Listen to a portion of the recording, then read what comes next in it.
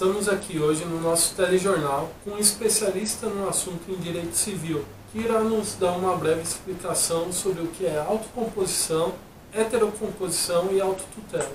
Boa noite, meu nome é Caio Eduardo, bacharelando em Direito e estou realizando uma pesquisa jurídica nos assuntos mencionados. Então vamos iniciar, Caio. O que seria uma autocomposição? Autocomposição é um gênero e tem como espécies três características: a transação, a renúncia e a submissão.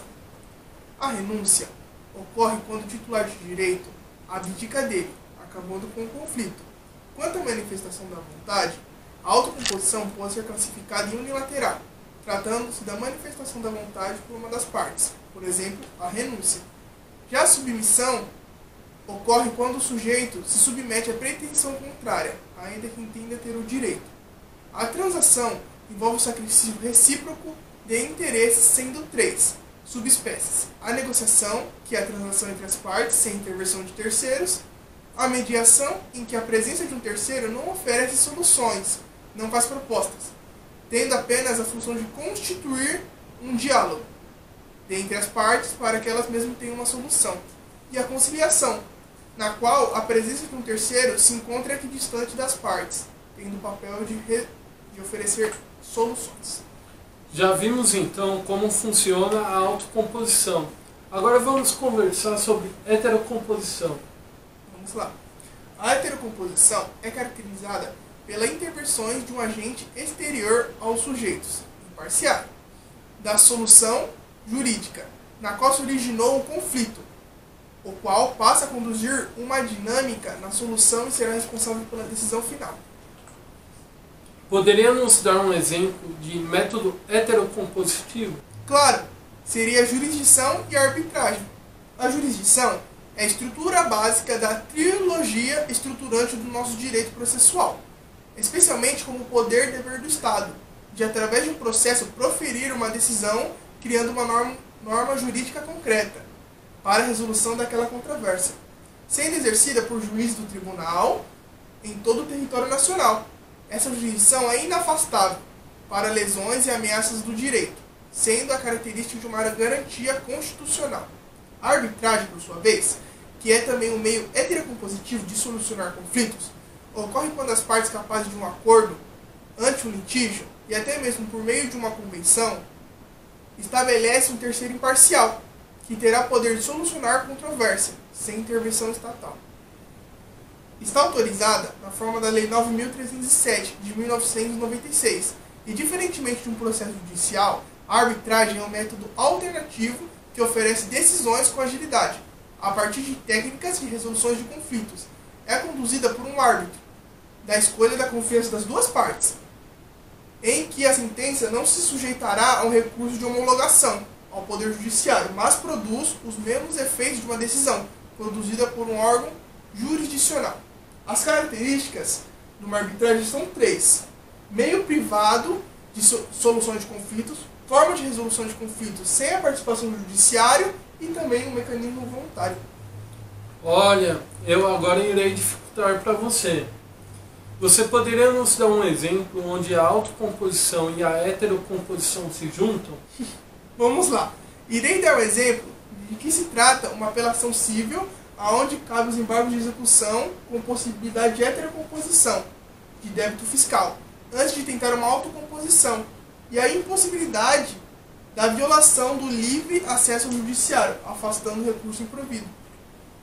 Neste caso, o Código Tributário Nacional exigia uma cobrança amigável antes da cobrança judicial, que ainda não foi realizada. O magistrado, assistindo à razão, resolveu estatuir em declarar a nulidade da execução, em que buscava a satisfação de crédito, em que não houve tentativa de autocomposição. Ou seja, neste caso não houve tentativa de um acordo à parte, pois optou ir direto para a heterocomposição. Isto porque se trata de uma exigência legal, que faz nascer a obrigação do poder público de agir dentro daquele arquetipo, o dever de tentativa de autocomposição antes da heterocomposição. Neste caso, o provimento do recurso foi negado.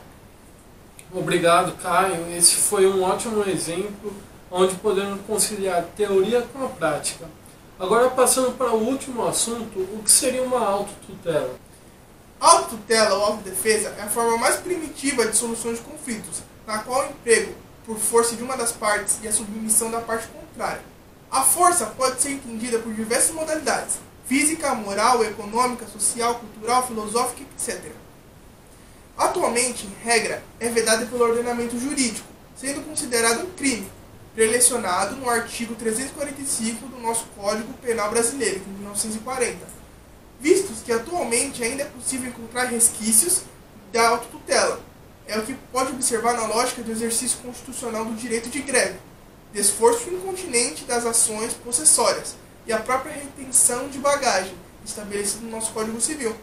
Excepcionalmente, é admitida como caso de direito penal, em que se aplica a legítima defesa, e está transcrito no artigo 23, parágrafo 2º e 25 do nosso Código Penal, e do direito civil, que está admitido de esforço imediato da tutela da posse, artigo 1210, parágrafo 1º do nosso Código Civil. Agora vamos trazer um caso prático de autotutela. Vamos lá. Trata-se de um agravo de instrumento com ação de reintegração e manutenção da posse.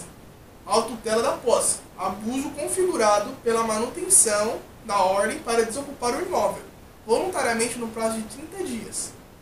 O agravante já havia ingressado com a ação de reintegração da posse em maio de 2015, na qual afirmou ter sido esbulhado em sua posse no início de 2013, pelos agravados. Tem sido o pleito indeferido em julho de 2016, pois tal fato deu origem à presente ação de reintegração da posse, proposta em novembro de 2016, na qual os agravados buscam a reintegração da posse do imóvel. O caso nos autos apresenta flagrante necessidade de estímulo à autotutela, contrária ao direito que tenha sido correta a decisão de reintegrar os agravados na posse, até ser possível, no curso de instituição processual, decidir quem é o legítimo possuidor do imóvel. Portanto, presume-se que o agravante utilizou das suas próprias forças para reaver o imóvel, que alega ser seu. A autotutela da posse é abuso configurado. A ação foi imediata da posse exercida pelo autor, que já consolidada pelo réu, forma desproporcional do imóvel, colocando os pertences do autor na calçada, presunção homines, trazendo a fixação dos danos materiais adequada à espécie de danos morais configurados. Para a fixação dos danos adequada à espécie de danos configurados, o provimento foi negado. O que seria uma presunção homines? A presunção homines é entregue da apreciação da pessoa diante do fato, uma apreciação comum. Perfeito, agradeço sua participação e sem mais delongas me despeço aqui e até uma próxima vez. Boa noite a todos pelo convite gratificante à presença de tal jornal renomado e até mais.